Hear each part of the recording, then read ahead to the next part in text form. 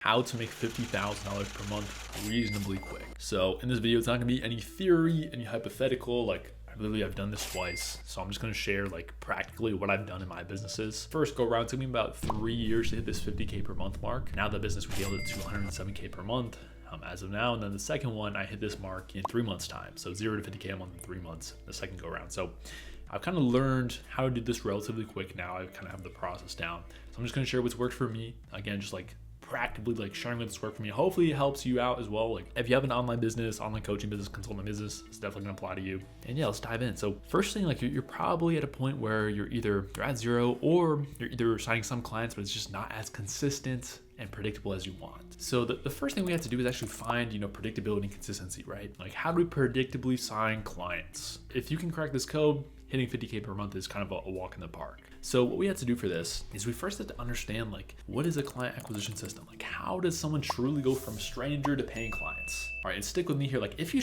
watch this video to the end, you will have an understanding of client acquisition like no one else, like 1% of the market. And hitting 50K per month like will be like easy.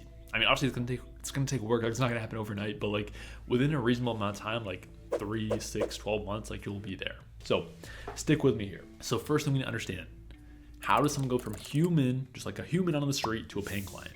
There's 5 steps. 5 steps. If they complete these 5 steps, they are a paying client. So it's kind of, if we can check off these 5 boxes, boom, we have a paying client. First step is attention. We must have someone's attention in the first place, and specifically the attention of the right person, the human that is like our ideal client, who has the right psychological makeup, the right desires, pain points, and then we know our offer can serve them. That's number 1. Number 2 is interest. So we want to convert that attention into interest. Number 3 is call booked. So this is converting their interest and actually like a call on our calendar where we have 30, 40 minutes to actually speak to them and conduct a sales call with them. Number 4 is call showed. So yes, they book a call on your calendar, but you want them to show up, of course. That's number 4. And then number 5 is actually new client.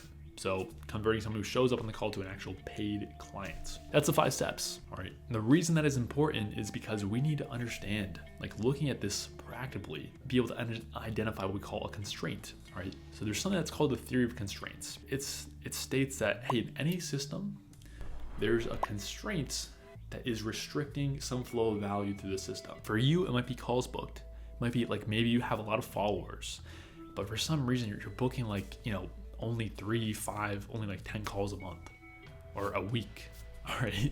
Like it's not that much. And so there's this clear like restriction in the system where you have a ton of attention, but you're not converting that into calls booked. That could be the case. Could be a different constraint. Could be your show rate is awful. Could be your close rate is awful. Could be like you just have no attention in the first place. All right, so that's important because if you don't know the constraint, like you don't know the problem, you're just blind. You're just kind of like you're stuck in that helplessness state where you're like, I have no clients, very little in my bank account, like my life sucks, but like I don't know what to work on. Like I'm working hard, but I don't know what's moving the needle. This should bring you clarity. All right, 5 steps, lay them out, like literally like write this down. Like please take this seriously. All right, write this down like literally the 5 steps and identify right now, like what is the constraint for you?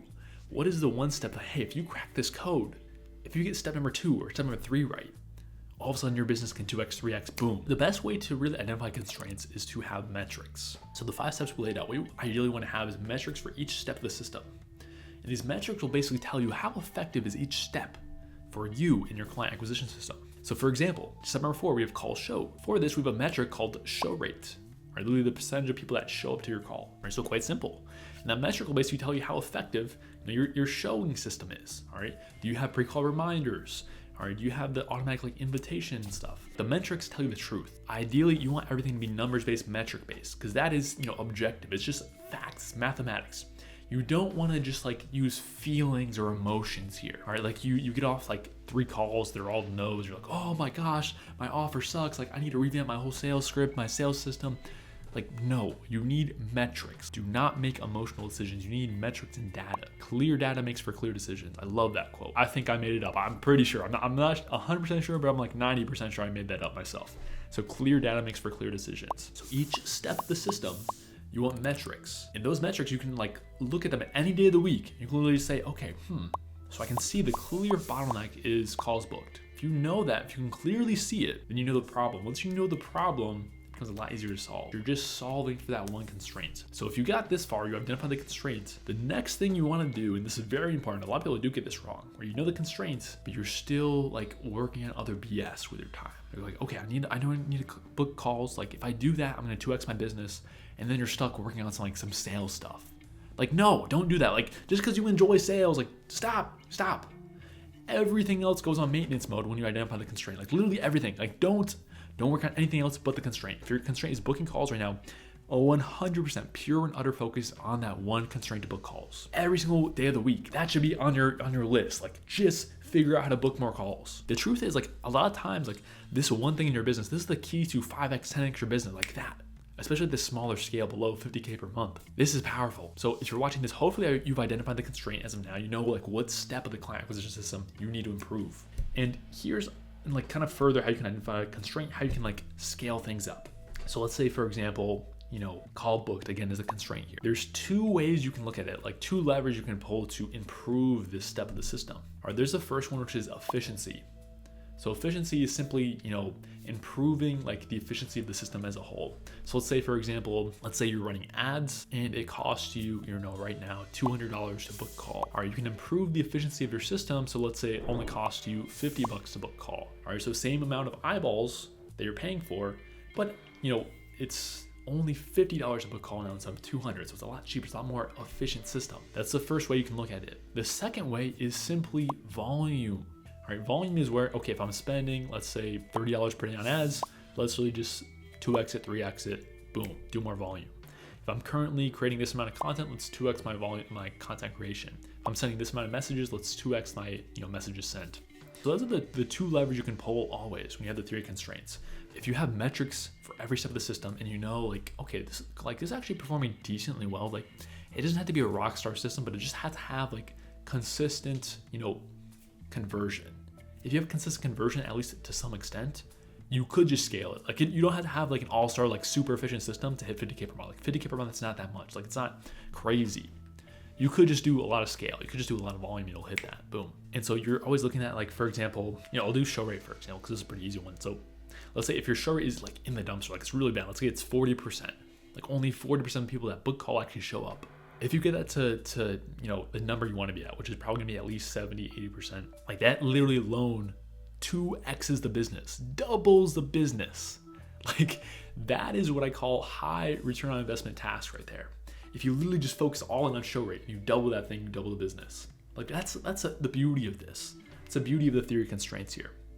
All right, this is the game. Like this is literally the game. If you do this, you repeat this process time and time again. You lay out the 5 steps, you have metrics each step, and you're just like, this is what I do every week, by the way. Like I actually practice this every single week. So every week I do a master review. I look at every step of the system. I'm looking at the metrics. Or if there's anything that went down, if there's any changes, or if it's just like stable. I'm looking at these two things. All right, can I make one of these things more efficient? Or it's gonna have a massive leap in the business where I can 2x the business? Or could I just simply do more volume here? I'm looking at that literally every single week. And then what I see from the week, once I identify the biggest constraint, my next week is solely focused on that one thing. Because I know that's the biggest lever I can pull right now to scale this business up. So that's my weekly practice. All right, so this is how you hit 50K per month in your business. And obviously, like you can take this to 6 figures per month for sure, because I've done it there.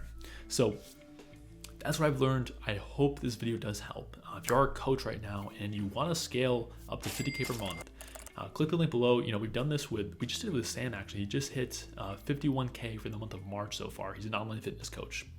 And this is as of March 19th. So he still has really like 12 days left in March. So he's probably gonna hit 60, 70K per month or so. But yeah, we literally just did this with Sam. So if you want to get results just like Sam here, click the link below. We have an offer that can help you scale to this number. But yeah, if you're interested, if you're an online coach, click the link. If you're not interested, no worries at all. You're amazing. Like, comment, subscribe, all that cool stuff. Have a great day. I'll see you in the next one. Peace.